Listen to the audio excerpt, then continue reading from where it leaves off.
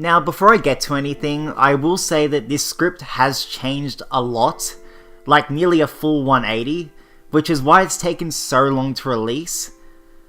After chatting with some folks on Twitter, rereading chapters involving Ran, and watching a certain popular series I'll be mentioning later, I've come to realize something. It's that I've had a change of heart when it comes to my criticisms of Ran. In fact, I feel almost completely positive about his character now, which is, I guess it's a good thing.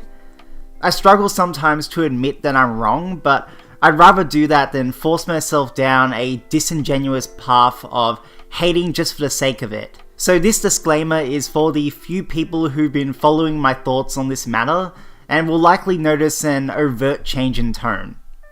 Okay, sorry for the little preamble, let's dive in. So, as I did with my Rachel analysis, I will once again be splitting up the discussion into two distinct parts, the first of which is my thoughts on Ran as a fictional person, or in other words, how I view his personality, relationships, abilities, and more. The second is my interpretation of a specific character arc he underwent in Train City, why this initially frustrated me, and how I came to eventually appreciate the writing decisions behind this. I find Ran's character to be one of the more fun introductions in Season 2, entering the main cast because of Khun Aguera's offer to reward him when he hopefully becomes head of the family. He's established early on as a more sarcastic, cold, arrogant, and selfish version of Aguera, serving as a reminder of what direct line descendants of Khun Adwan tend to be like when not affected by a pure soul like Bam. However, these antisocial traits likely don't spur from his heritage alone, with his status as one of the best regulars among the main Khun branch also being firmly rooted in his initial depiction. It's even been insinuated that Hidden and Adwan meddled around with the regular system to allow Ran to enter the tower as a kid because of his sheer potential, so I don't think it's surprising that he's now considered famous amongst E-rank regulars to a certain extent, and this feeds into the annoyance he betrays now those weaker than him. Ran avoids sticking around with anyone he deems potential fodder, even being represented by tailored tier charts for categorizing annoyance. Though this can apply to virtually anyone if he doesn't initially think much of their strength, such as Iniata Eri, who surprised Ran with his signature sword skills, or just plain annoying people like Novik.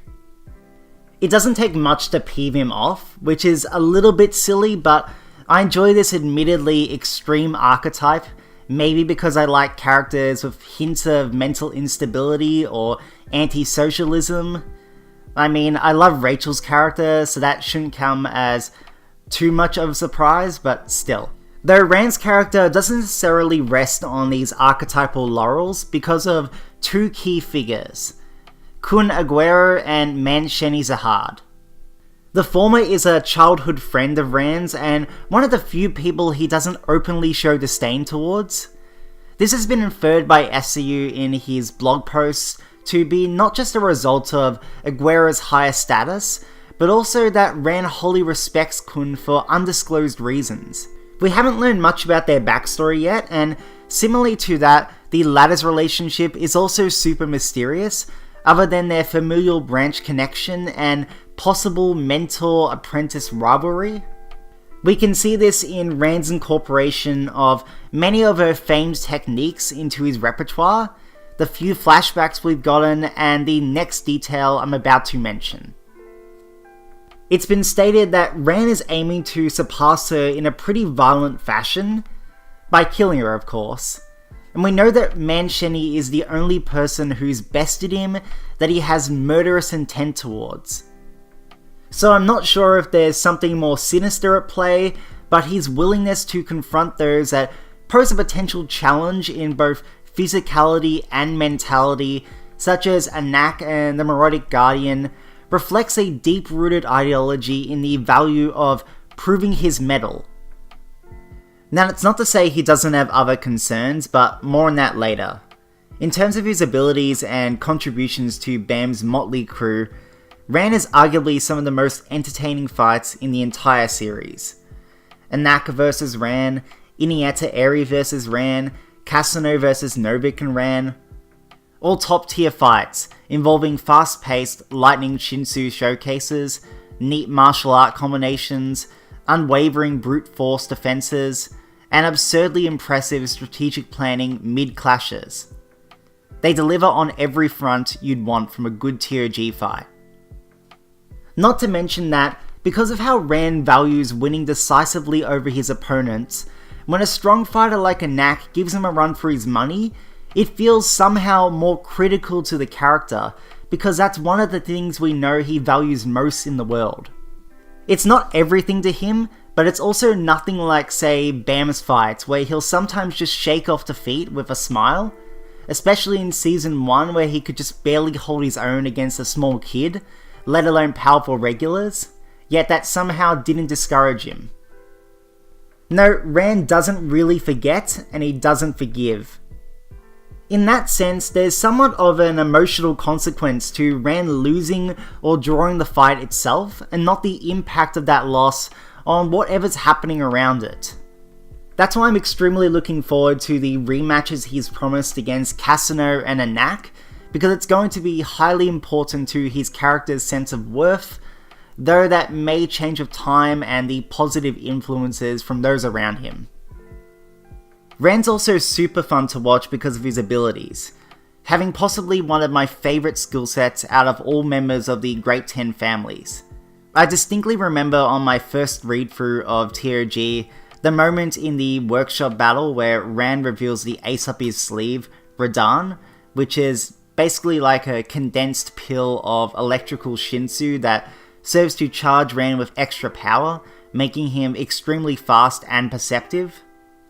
I don't think anyone can deny that even if that technique is not necessarily explained that well by SAU, it's still freaking incredible to behold.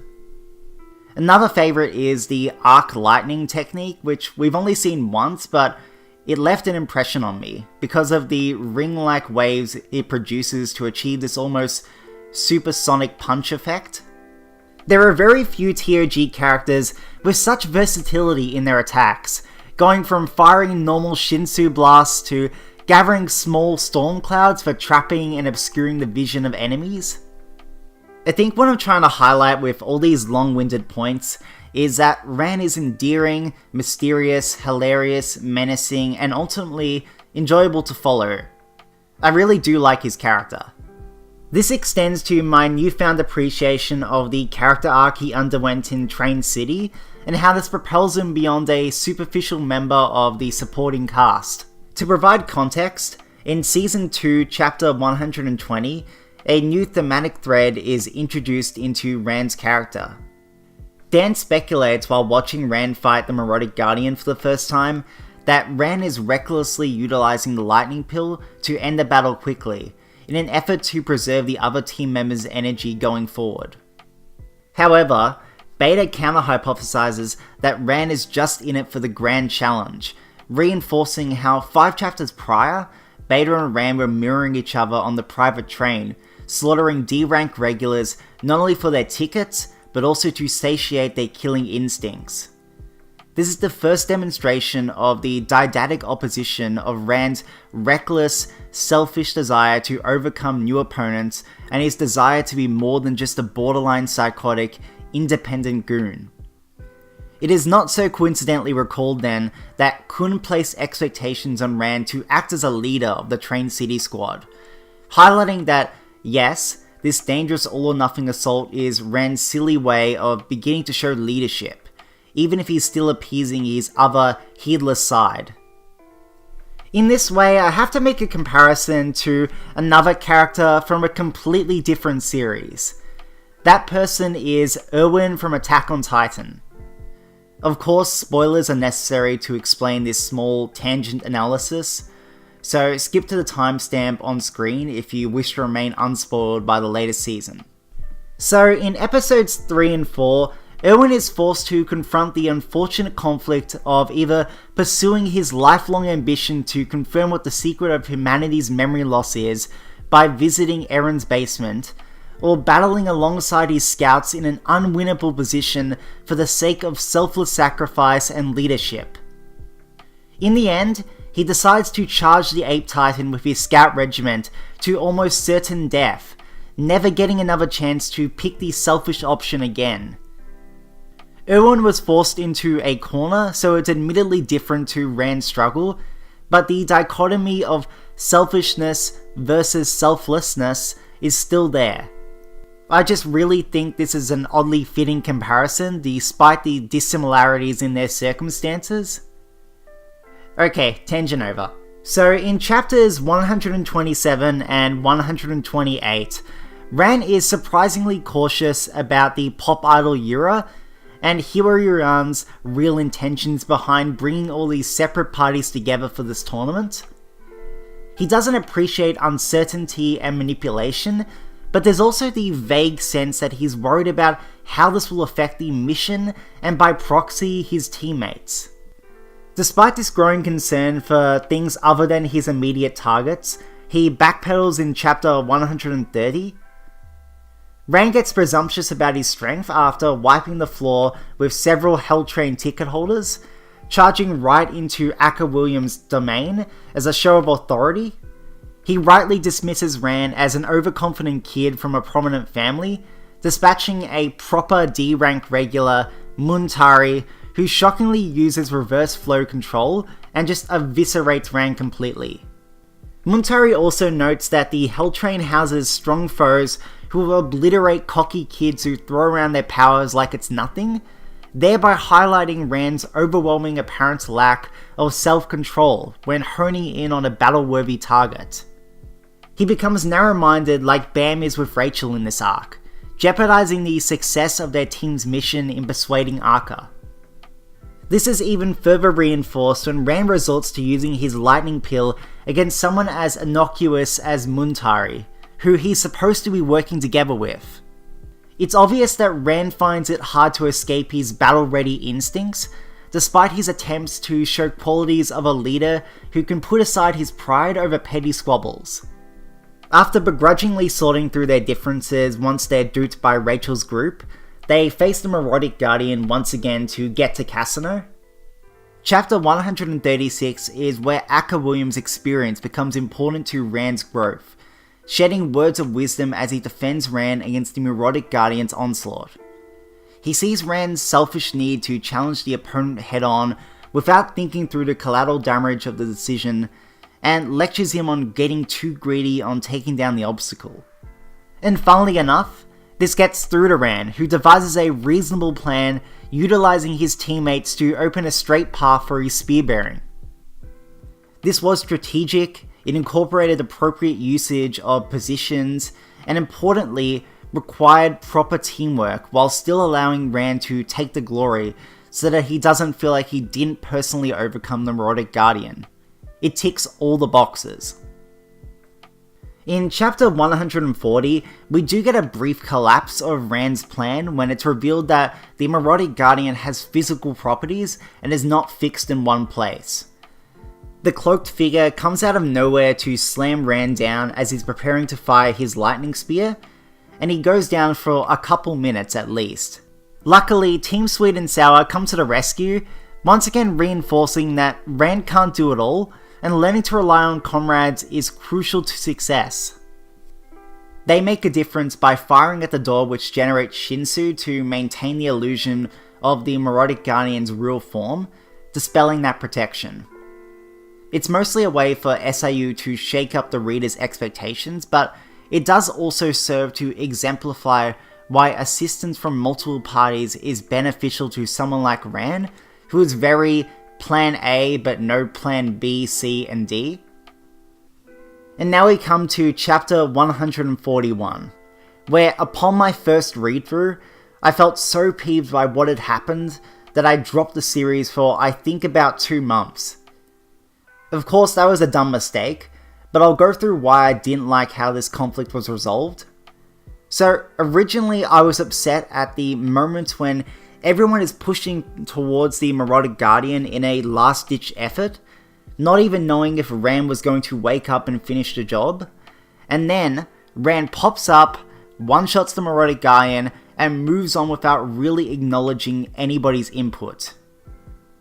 In my mind, I was expecting Ran to have a moment of contemplation about his lack of resolve, maybe get another flashback to his tribulations with Mancini, or at least get some sort of quote identifying that their input was important to him. Even if it was just some sort of offhand remark. Who knows, I was expecting some sort of finality to this thread of teamwork, of leadership, of valuing the input of others. I was expecting that Rand would fully commit to his role as somewhat of a figurehead of the group. When that didn't happen, I felt as if this entire character arc had been wasted on a fleeting scene of badassery. All just to make Rand look slightly cooler than he did before. But after rereading, hearing other takes on this moment, and funnily enough, watching the Attack on Titan episodes, I came to understand what SAU was going for. As you would have noticed in the title and from my dissection of his motivations, I reductively interpretate this character arc as a dichotomy between selfishness and selflessness. This is the core of his tangled thread. While characters like Erwin chose one or the other, Ran embraces both. Yes, he did devise a safe plan that incorporates the efforts of not just himself. Yes, he did act as a prominent leader, but Ran is still Ran. Taking the glory is entirely within his character. Taking the lead role in defeating the opponent is entirely within his character. Being recklessly persistent after getting knocked out is entirely within his character. Not acknowledging the input of others, even if he does value it, is entirely within his character. It's just that now there is a more evenly weighted balance between these traits.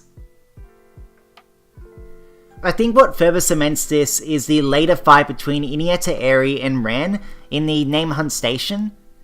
At first, SAU hints pretty strongly that Ran is taking on this challenge alone because, as we all know, he enjoys a good fight, especially with an exceedingly dangerous opponent like the Eri family. It's all going the usual way it does with Ran fights. He surprises his opponent with his speed, tenacity, and strategic thinking, but Ran will still struggle to defeat them nonetheless. It keeps progressing, and it seems that the outcome will end up being similar to Ran's loss at the hands of Cassino or Viol, and then something different happens.